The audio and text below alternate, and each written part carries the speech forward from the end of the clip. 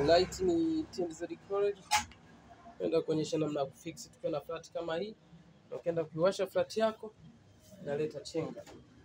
Kama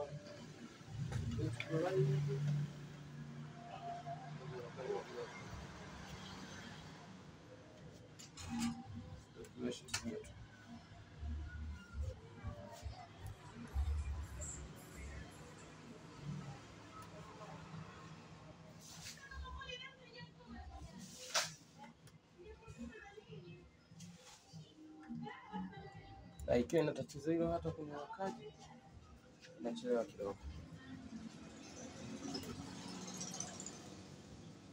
Waka kama unavyoona inaleta hizi chenga. So namna ya kufix hiyo tatizo inakuwa sio KIOO. Nenda kuonyesha kufix.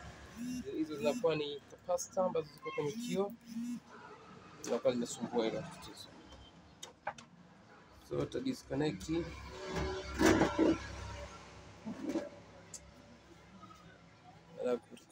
disconnect tenda disconnecting na capacitor hii ambayo imekaribiana na transistor.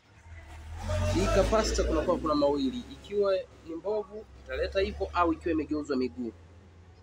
Na TV yetu kama tulikuta imeshafunguliwa. So tutaenda kugeuza kwanza hiyo capacitor. Kigeuza ikigoma, then tunaenda kubadilisha hiyo capacitor. Hizi capacitor zina alama ambao ni chanya na negative. Chanya ikikaa kwenye negative, negative ikikaa kwenye chanya, tatizo kama hilo lazima lijitokeze.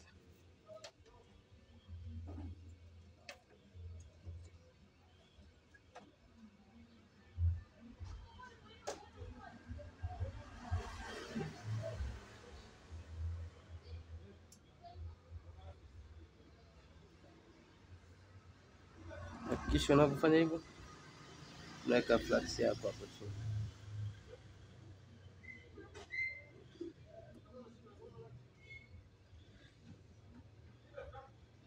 Tenda kuigeuza.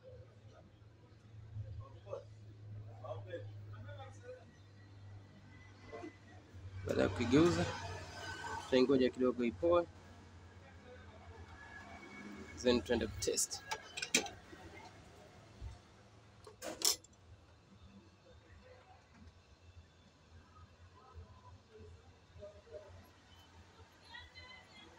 Kwa capacitor yetu tenda kuifunga kwenye TV yetu. Na hizi T-com zetu zikiwa zinasumbua, ndio matatizo madogo ambayo unaweza kupata. Ndio mwingine ukahisi KIOO, kumbe ni T-com yako tu hapo kuna capacitor ambazo zimecheza au imegeuzwa. Yote ikaleta hiyo tatizo.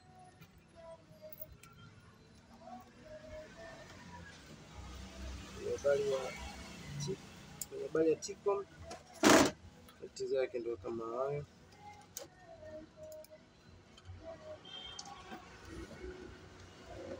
Tenda kuwasha flat.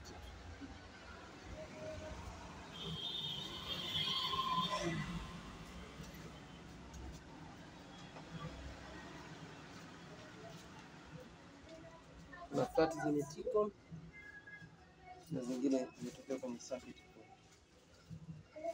Kikubwa ni kujua hizo capacitor kazi zake na kama hivi.